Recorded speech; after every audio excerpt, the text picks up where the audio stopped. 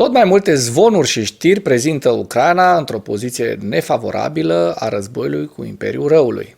Ieri a ieșit la rampă să avertizeze lumea liberă secretarul general al NATO, Jens Stoltenberg, care avertizează că, citez, ar trebui să fim pregătiți pentru vești proaste din Ucraina. Stoltenberg a mai spus că războaiele se dezvoltă în etape și că trebuie să sprijinim Ucraina atât în vremuri bune cât și în cele rele. Aș mai adăuga aici că dacă Ucraina ar fi fost ajutată la timp să se apere corespunzător, astăzi n-ar mai trebui să ne îngrijorăm cu privire la viitorul Ucrainei sau al Europei de Est. Toți actorii politici responsabili ai lumii libere ar trebui să fie conștienți de acest fapt, să nu șovăie sau chiar să saboteze ajutorul pentru Ucraina, așa cum o fac acum republicanii din Congresul American sau unele state proruse din Uniunea Europeană. O victorie a lui Putin nu ar fi o tragedie doar pentru Ucraina, ci ar reprezenta și un pericol pentru restul aliaților. Cu cât sprijinim mai mult Ucraina, cu atât războiul se va încheia mai repede, a mai spus Stoltenberg. Pentru că Rusia se poate întoarce mâine împotriva oricui, chiar a foștilor aliați și prieteni, așa cum este și cazul Ucrainei. Drept ultim argument al acestei duplicități a Rusiei și perversități a Kremlinului, apare și următoarea mutare a Moscovei. Duma de stat a Rusiei va lua în considerare un proiect de lege care să recunoască Marea Azov ca apă internă a Rusiei, stabilind probabil condiții pentru a constrânge recunoașterea anexării ilegale de către Rusia a Crimeei și a regiunilor Herson, Zaporojie și Donetsk ocupate.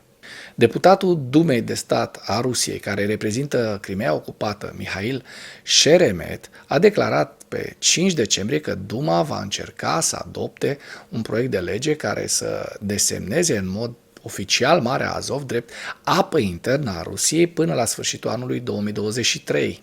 Va încerca. Eu cred că va și reuși să o facă în Dumă. Rusia și Ucraina au semnat și ratificat un tratat în 2003 și în 2004 care stipula că Marea Azov este o apă istorică internă atât a Rusiei cât și a Ucrainei și că navele care arborează atât pavilion rusesc sau ucrainean în Marea Azov se bucură de libertate de navigație. Iată încă un angajament rusesc nerespectat din lungul șir de acum de tratate și angajamente internaționale călcate în picioare de regimul criminal de la Moscova.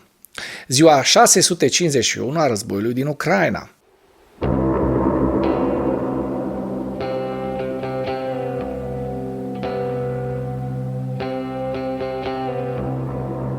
Forțele ruse au efectuat o serie de lovituri cu rachete și drone asupra infrastructurii civile din Ucraina din noaptea de 4 spre 5 decembrie. Oficialii militari ucraineni au raportat că forțele ruse au lansat 17 drone Shahed din regiunea Kursk, Primorsko-Akhtarsk, Krasnodar Krai și 6 rachete S-300 către țintele din Ucraina și că apărarea antiaeriană ucraineană a doborât 10 dintre drone.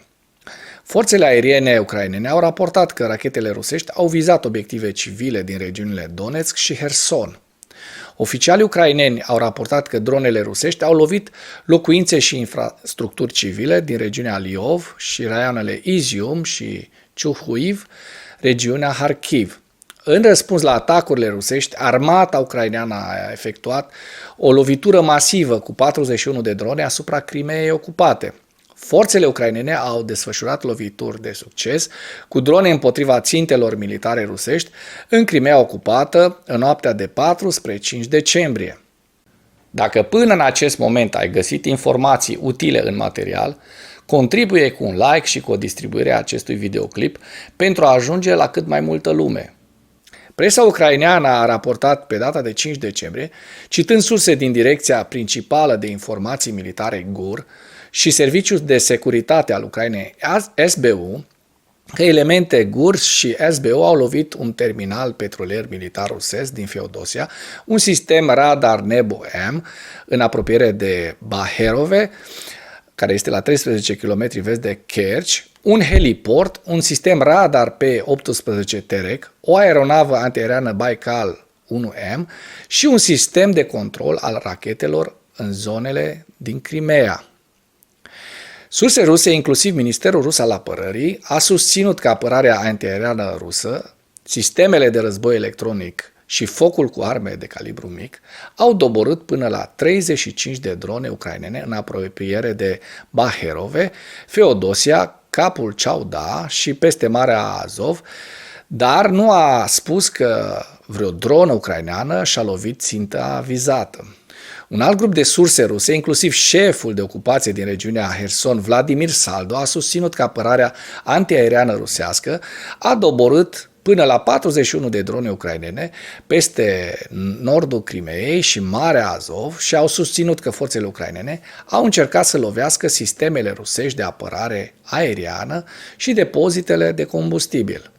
Forțele ucrainene au desfășurat o campanie de interdicție împotriva infrastructurii militare rusești din Crimea ocupată, în principal a activelor flotei Mării Negre, din iunie 2023, pentru a degrada capacitatea armatei ruse de a folosi Crimea ca zonă de așteptare și de susținere a operațiunilor rusești în sudul Ucrainei.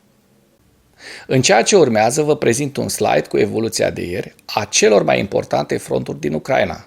Hărțile sunt creația Institutului pentru Studiul Războiului. Pentru mai multe informații, accesați link-urile din comentarii.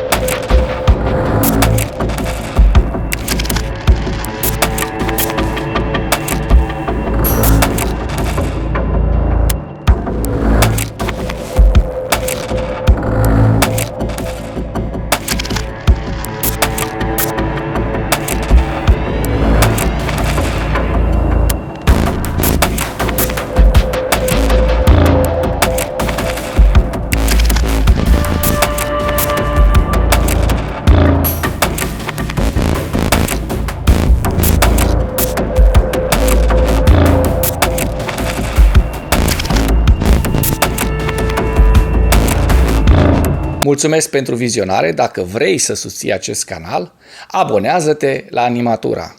Apreciez mult asta.